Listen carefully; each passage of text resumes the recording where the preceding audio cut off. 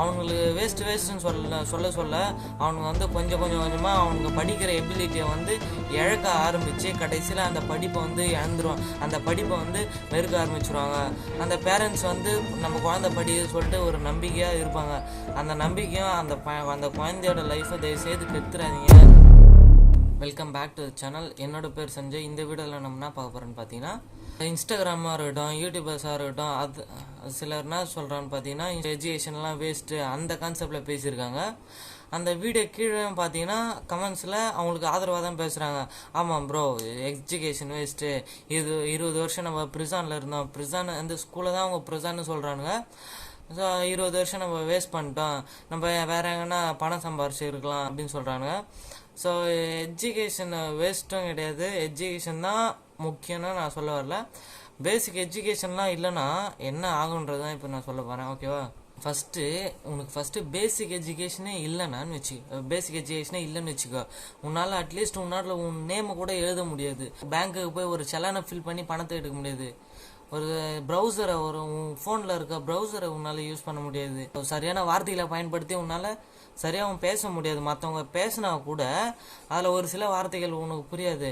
இப்போ நம்ம பொருள் வாங்குறதுக்கு கடைக்கே போனால் கூட படிக்கலன்னு வச்சுக்கோ, அந்த பொருளின் பேரை சொல்லி வாங்க மாட்டேன், அந்த பொருளோட அடையாளத்தை, அந்த பொருளோட கலரையோ அல்லது அந்த வடிவத்தையோ அதை பேஸ் பண்ணி தான் சொல்லி வாங்குவேன். இப்போ ஷாம்பே வாங்குறேன்னு வச்சுக்கோ, இப்போ படித்தவன அந்த சிக் ஷாம்பு கொடுங்க, எக் ஒயிட் ஷாம்பு கொடுங்க, ஹாலி கிளர் கொடுங்க அப்படின்னு பேர் சொல்லி வாங்குவோம்.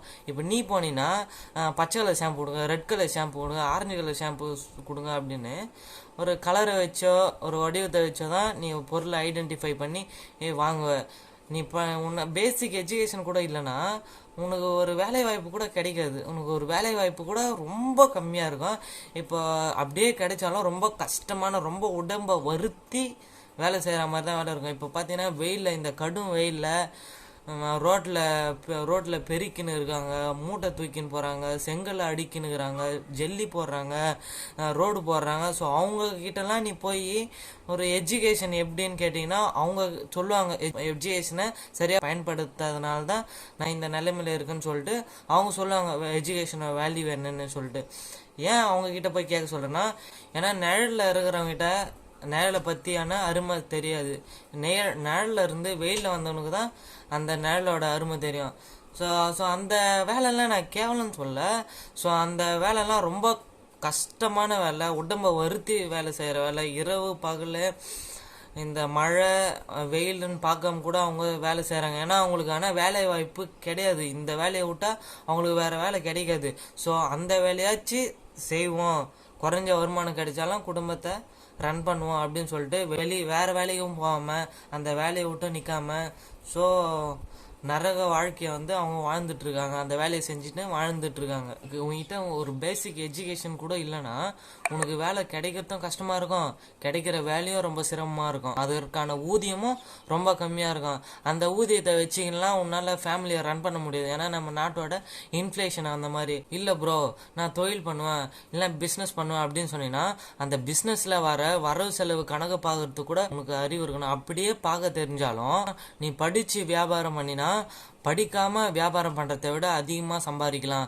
இப்போ சிம்பிள், இப்போ நீ படித்து வியாபாரம் பண்ணின்னு வச்சுக்கோ, உங்ககிட்ட வர கஸ்டமர்ஸுக்கிட்ட நீ ஃபீட்பேக்கை கேட்டு உன்னோட வியாபாரத்தில் என்னென்னலாம் குறை இருக்குதுன்னு அவங்ககிட்ட எளிமையான முறையில் கேட்டு அதை இம்ப்ரூவ் பண்ணினா உனக்கு யூஸ்வலாக கஸ்டமர் வர்றதை விட இம்ப்ரூவ் பண்ண பிறகு அதிகமான கஸ்டமர்ஸ் வருவாங்க. அது மட்டும் இல்லாமல் கஸ்டமரோட டிமாண்ட் என்னன்னு உன்னால் ஈஸியாக புரிஞ்சுக்கிற கேப்பபிலிட்டி வந்து படித்தவனுக்கு வந்து இருக்கிறதுக்கு வாய்ப்பு இருக்குது. ஏன்னா டிமாண்டை பேஸ் பண்ணி தான் இந்த லாபம்லாம் இருக்குது.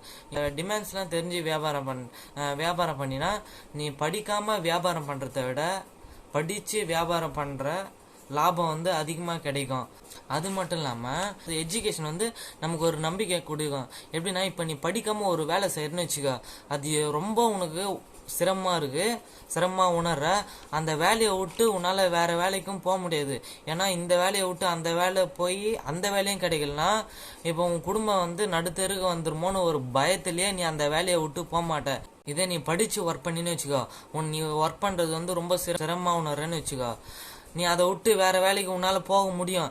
ஏன்னா என்கிட்ட படிப்பு இருக்குது, எனக்கு திறமை இருக்குது, எனக்கு இந்த வேலை விட்டா என்ன, வெளில எனக்கு 1000 வேலை இருக்குன்னு உனக்கு எஜுகேஷன் உனக்கு நம்பிக்கையை கொடுக்கும். இன்ஸ்டாகிராம்லேயோ யூடியூப்லேயோ இந்த எஜுகேஷன்லாம் வேஸ்ட்டு அப்படின்னு சொல்லிட்டு வீடியோ கண்டென்ட்டை போகிறத அவாய்ட் பண்ணிக்கோங்க.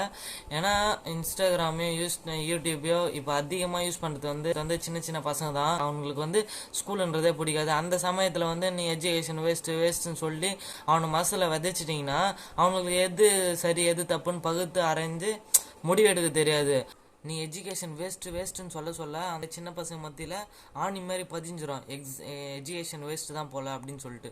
அவங்களுக்கு வேஸ்ட்டுன்னு சொல்ல அவனுங்க கொஞ்சம் கொஞ்சமாக அவனுங்க படிக்கிற எபிலிட்டியை இழக்க ஆரம்பித்து கடைசியில் அந்த படிப்பை இழந்துருவான். அந்த படிப்பை வெறுக்க ஆரம்பிச்சிருவாங்க. அந்த பேரண்ட்ஸ் நம்ம குழந்தை படிக்குதுன்னு சொல்லிட்டு ஒரு நம்பிக்கையாக இருப்பாங்க. அந்த நம்பிக்கையும் அந்த குழந்தையோட லைஃப்பை தயவுசெய்து கெடுத்துறாதீங்க. நீங்கள் எஜுகேஷனை வேஸ்ட்டுன்னு சொல்லாதீங்க, ஓகேவா? எஜுகேஷனை வேஸ்ட்டுன்னு சொல்கிறான்னா அவன் ஏதோ கோர்ஸ் உங்ககிட்ட விற்க போகிறான்னு அர்த்தம். இப்போ கோர்ஸ் நான் விற்கிறத தப்பு சொல்ல, அந்த கோர்ஸ் உங்கள் லைஃபுக்கு ஹெல்ப்பாக இருக்குன்னு நினச்சிங்கன்னா அந்த கோர்ஸை பற்றி நல்லா தெரிஞ்சு அறிஞ்சு அதுக்கப்புறம் அந்த கோர்ஸை பர்ச்சேஸ் பண்ணுங்கள். அப்புறம் பர்ச்சேஸ் பண்ணிட்டு அது ஒர்த்தா இல்லைன்னா ஐயோ காசு போச்சுன்றது வேஸ்ட்டு தான், ஓகேவா? ஸோ எச்சரிக்கையாக இருங்க. ஸோ நெக்ஸ்ட் வீடியோவில் பார்ப்போம். தேங்க்யூ, பாய்.